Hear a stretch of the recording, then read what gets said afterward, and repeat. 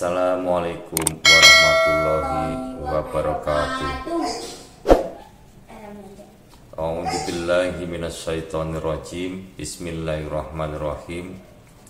Asyhadu an la ilaha illallah wa asyhadu anna Muhammadar Rasulullah.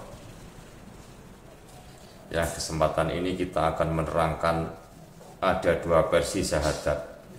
Yang pertama adalah syahadat syariat, dan yang kedua ini adalah syahadat batin. Kenapa? Karena yang namanya manusia itu ada dohir yang bisa kita pegang seperti ini, juga ada batin yang ada di dalam. Dan yang mengendalikan itu bukan dohir, akan tetapi yang mengendalikan adalah batin. Tapi sekarang ini banyak yang terbalik. Gimana terbaliknya? Orang-orang masyarakat yang dipandang itu dari segi dohirnya. Oh, dia kaya raya, maka di situ ya diajenilah mungkin wong Jawa. Tapi kalau orang itu imannya setinggi apapun, karena kalau orang itu miskin, maka di masyarakat ibarat sampah begitu. Padahal nanti yang dihukumi oleh Allah bukan dohirnya yang ini, akan tetapi imannya. Dan iman ini adanya di batin, bukan ada di jasad seperti ini. Makanya akan saya terangkan ini mengenai mengenai syahadat lahir dan syahadat batin. Kalau kita ngomongin tentang syahadat ini adalah persaksian. Kalau syahadat syahadat dohir itu kan bibirnya itu mengucap asyhadu alla ilaha illallah wa asyhadu anna Muhammadar Rasulullah. Ini berdasarkan lisan saja. Jadi keluarnya kata-kata lewat lisan ini dohir. Dia bersaksi asyhadu alla ilaha illallah, aku bersaksi bahwa tiada Tuhan selain Allah. Aku bersaksi bahwa Nabi Muhammad itu adalah utusan Allah. Itu syahadatnya syariat, syahadatnya dohir. Sehingga kalau yang namanya orang Islam seperti kita ini bisanya hanya syahadat dohir, nanti juga akan sangat kurang. Karena apa? Karena hakikatnya nanti tetap tidak pas. Bayangkan, kita bersaksi bahwa tiada Tuhan selain Allah. Mana Tuhan kamu? Di mana beradanya, di mana? Maka tidak akan pernah tahu Tuhannya ada di mana, wujudnya seperti apa dan bagaimana, tidak akan pernah tahu. Terus yang kedua mengenai persaksian kepada Nabi Muhammad adalah utusan Allah. Mana buktinya? Sedangkan hidup kamu dengan Rasulullah itu beda masanya sangat jauh banget. Jadi selisih 1600 tahun. Mana bisa kamu menyaksikan 1600 tahun yang lalu? Sangatlah mustahil. Sangatlah mustahil. Tapi kalau syahadat batin ini sangatlah malah bisa dilogika. Asyhadu alla ilaha illallah, mengerti bahwa Allah itu seperti apa. Allah itu di mana? Di ngares atau bukan? Itu sangat paham banget. Itu kalau syahadat batin. Karena apa? Karena syahadat batin ini menyaksikan dengan rasa, tidak dengan mata, tidak mengucapkan dengan bibir atau yang lainnya, akan tetapi dengan rasa. Allah itu keberadaannya bisa dirasakan. Dan Muhammad yang kedua, wa asyhadu anna Muhammadar Rasulullah. Ya, yang kedua, wa asyhadu anna Muhammadar Rasulullah. Mana Muhammad utusan Allah itu? Nah, kita kembali lagi kepada awal-awalnya, bahwa yang namanya batin ini datangnya dari nurullah, ya. Karena la ilaha illallah, orang kalau sudah mampu untuk bersyahadat batin pasti ngerti la ilaha illallah Muhammadar Rasulullah. La ilaha illallah ora ono pangeran kecuali mung Gusti Allah. Wa asyhadu anna Muhammadar Rasulullah. Kita lanjut, wa asyhadu anna Muhammadar Rasulullah, bahwa yang namanya Muhammad utusan Allah.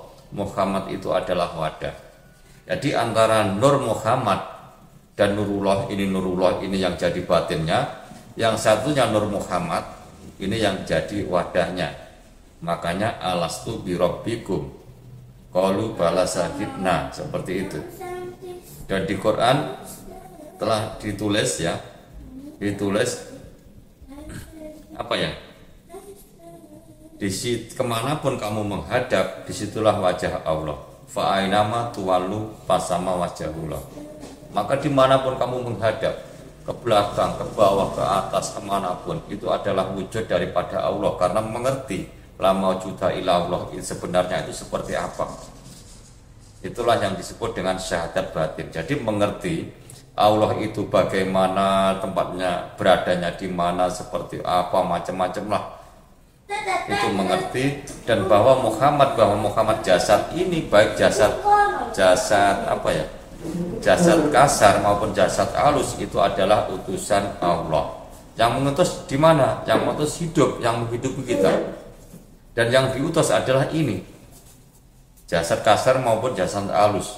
Contohnya gini, ini kita ambil contoh yang mudah saja. Ketika kamu ingin makan bakso, keinginan ini namanya batin. Ya, keinginan ini namanya batin. Ya. Kamu harus beli bakso dulu atau membuat bakso dulu. Atau mungkin telepon temannya suruh ngantar bakso, kan seperti itu. Ya. Jadi yang di dalam ini mengutus, yang diutus, yang dibawa, yang di luar ini, yang kelihatan oleh mata ini.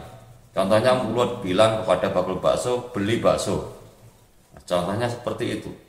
Jadi yang dalam ini namanya batin, itu merintah dohirnya.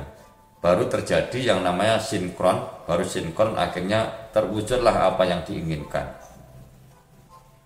Itulah jadi yang namanya Muhammad utusan Allah, ya ini raga, ini utusan hidup dan yang menghidupi. Paham ya? Di pelajaran seperti itu ada dua syahadat yang sangat penting yang harus kita pahami. Ada syahadat dohir, itu yang mengucap bibirnya asyhadu alla ilaha illallah wa asyhadu anna muhammadar rasulullah. Wes pokoknya hampir bilang seperti itu katanya sudah masuk Islam. Apakah betul itu? Ya betul. Tapi Islamnya belum begitu mendalami ke tingkat yang selanjutnya.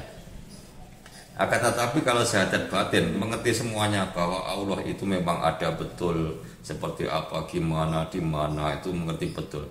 Dan mengerti banget kalau Muhammad itu utusan Allah, Muhammad yang mana.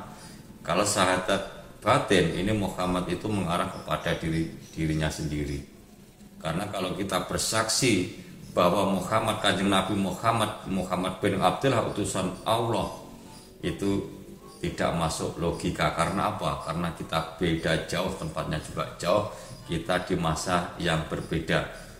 Pasti tidak bisa menyaksikan bahwa Kanjeng Nabi itu utusan Allah, Kanjeng Nabi itu seperti apa, kita pasti tidak bisa menyaksikan.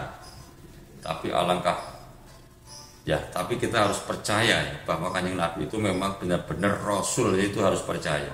Kalau tidak percaya maka ibadah kita juga tidak sah.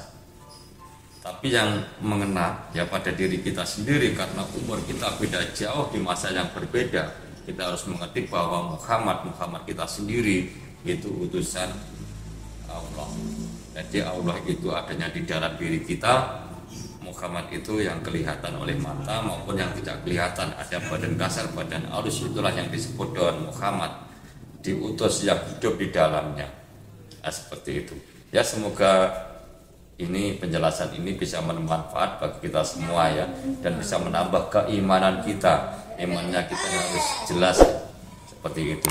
Ya, saya akhir sekian. Wassalamualaikum warahmatullahi wabarakatuh.